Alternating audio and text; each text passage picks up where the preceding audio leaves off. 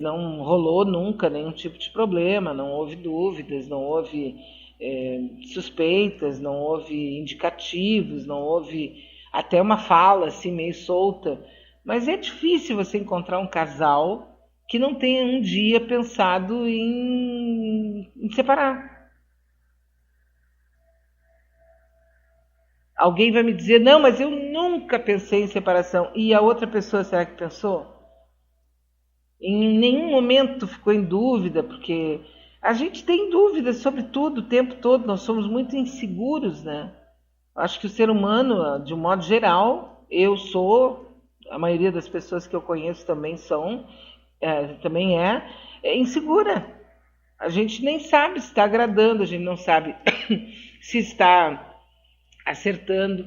Tanto é que quando a gente faz, por exemplo, uma comida para alguém, tu fica ali naquela torcida olhando para ver o que a pessoa vai dizer. E é triste quando a pessoa não diz nada, que tu tem que perguntar, né? E aí tu gostou e a pessoa, não, gostei, tá muito bom. Mas, sabe, porque nós somos inseguros naturalmente. Hoje eu vou conversar com o doutor Maia, daqui a pouco, né? E aí com certeza esse vai ser um dos nossos assuntos, quem sabe, né? Para falar sobre isso. Então, é difícil você não encontrar. Então, no caso do Gugu, especialmente, o cara vivia num mundo de celebridades. Ele estava inserido num contexto onde tinha o Silvio Santos. Ele depois ficou fora, mas era durante anos ele ficou com o Silvio Santos. Quer dizer, é difícil, tanto que nós temos atores, grandes celebridades que esconderam a sua sexualidade durante a vida inteira. Seriam homossexuais. Por quê? Porque dentro do sistema eles perderiam a audiência, eles perderiam enfim, o interesse das pessoas. E porque pode parecer, não vai acontecer porque as mulheres são... Nós temos aquele cantor, como é que é o nome dele? Miguel... Não me lembro o nome dele, mas é um cantor mexicano que ele aceitou e disse para todo mundo que era gay. Ele, de vez em quando, ele estava com uma baita de uma carreira, mas depois ele meio que... As mulheres aceitaram, o show business aceitou, mas ele meio que desapareceu, não é? Ou é impressão minha? Né? O Michael Jackson carregou isso a vida inteira, a questão de ser ou não ser homossexual. Então, são pessoas... Por quê? Porque eu posso ser, tu pode ser, todo mundo pode ser, qualquer um pode ser, mas nós somos pessoas que não contamos no show business. É uma coisa... Então, no caso do Gugu, a mulher diz que vai processar todo mundo que chamar o Gugu, que disser que o Gugu era gay. Então, quem sou eu para dizer que o Gugu era gay, né? Mas eu sempre achei que ele era gay. A vida inteira eu soube que ele era gay. Mas agora descobri que não era. Então, acho que ele podia ser bissexual. A família disse que ele nunca teve nada com a moça, com a mãe dos filhos dele. Mas agora estou vendo fotos, que ela está divulgando fotos, onde eles aparecem, ela grávida, eles aparecem se beijando, eles aparecem se abraçando, os dois bem sorridentes, uma vida de casal normal, só que, claro, ele tendo lá a casa dele, ela tendo a casa dela, junto com os filhos e tal. E agora apareceu um tal de um chefe de cozinha, né? Um cara importante aí, que parece que é Tiago, alguma coisa o nome dele, que teria sido o último affair eles teriam viajado juntos e tal. O que isso impede? Mas é uma baixaria que não tem fim. Por quê? Porque a pessoa não podia dizer que era homossexual. Por que não pode dizer?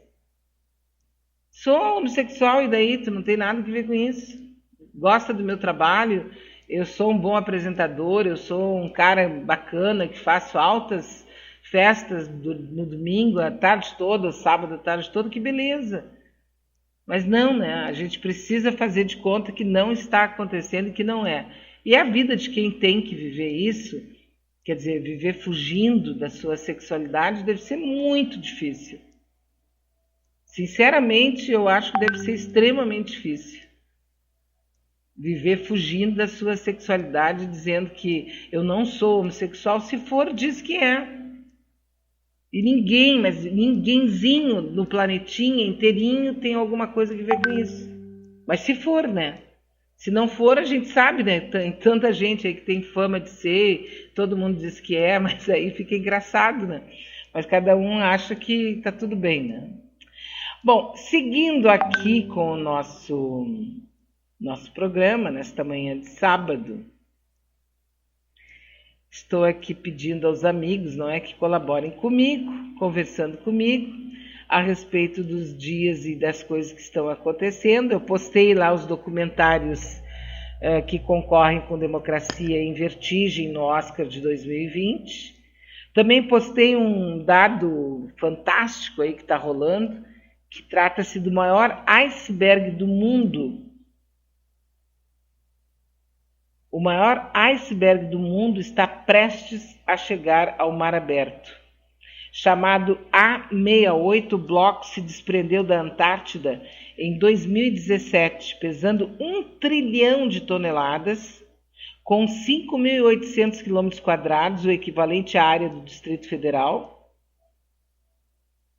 Agora ele se aproxima do limite do Círculo Polar Antártico, de onde deve seguir para o Oceano Austral, isso de acordo com as informações da BBC. O A68 surpreendeu a comunidade científica em 2017 pelo tamanho e pela velocidade com que se desprendeu da plataforma Larsen C, o que fez pesquisadores levantarem a hipótese de que as mudanças climáticas globais teriam se acelerado ou teriam acelerado o processo. Ao todo, o iceberg tem 200 metros de espessura. Aí você pensa num terreno desses que são basicamente vendidos 10 por 30, por exemplo, né? É mais ou menos, menos porque é 200, mas é isso aí. 200 metros de espessura. É o equivalente a um prédio de 40 andares. E tem espessura, altura e espessura, 200 metros de espessura, 40 metros de altura e 150 quilômetros de comprimento. Seria como daqui passando Tramandaí, passando todas aquelas praias ali, só para a gente se situar um pouco. Se alguém puder me ajuda aqui para saber, dentro do perímetro, né, o que a gente poderia dizer, para a gente poder entender o tamanho da pedrinha de gelo. Quem é que vai tomar esse drink, eu não sei, mas a pedrinha de gelo tá postado em algum drink muito louco, né? Apesar de os números impressionarem, o iceberg é considerado fino em comparação com outros blocos da Antártida e pedaços de gelos não devem chegar à terra firme tão cedo. Por enquanto, o A68 é monitorado por satélite e tem uma trajetória considerada previsível, trilhando um caminho do Oceano Atlântico conhecido como Beco dos Icebergs. Pesquisadores e cientistas debatem há cerca de 3 anos a ligação entre descongelamento de blocos da Península Antártica e mudanças climáticas, pois aquele é um dos lugares que mais as coisas pelo mundo estão muito complicadas. Estou vendo aqui alguma coisa lá no Cazaquistão, mas tudo ao vivo, né? É tudo ao vivo. Qual a necessidade da Folha mentir sobre uma decisão do PT Brasil que está escrita numa resolução? Por que brigar com os fatos? O PT não vai fazer aliança com qualquer partido que dê apoio ao regime dos milicianos de Bolsonaro e de parasitas como Paulo Guedes, diz o Paulo Pimenta. Sabe que está difícil de comentar qualquer coisa, não por medo, assim, mas é só porque está difícil de acertar nesse momento. Eu acho que o PT tem que fazer coligação com os partidos que quiserem fazer coligação, desde que seja para destruir isso que está no poder. Essa é a minha opiniãozinha. Mas tem gente que acha que tem que ser purista, que tem que ser só com gente de bem de esquerda, e daí você vai encontrar, por exemplo, um partido como o PSOL que é contra o PT, é contra a Dilma, sempre foi, então eu acho um absurdo fazer parceria com o PSOL. Mas isso é meu achismo, eu não sou do partido, não faço política partidária e tal, só tenho aqui a minha opiniãozinha. Mas se a gente ficar diminuindo de tamanho, nós vamos diminuir de tamanho cada vez mais.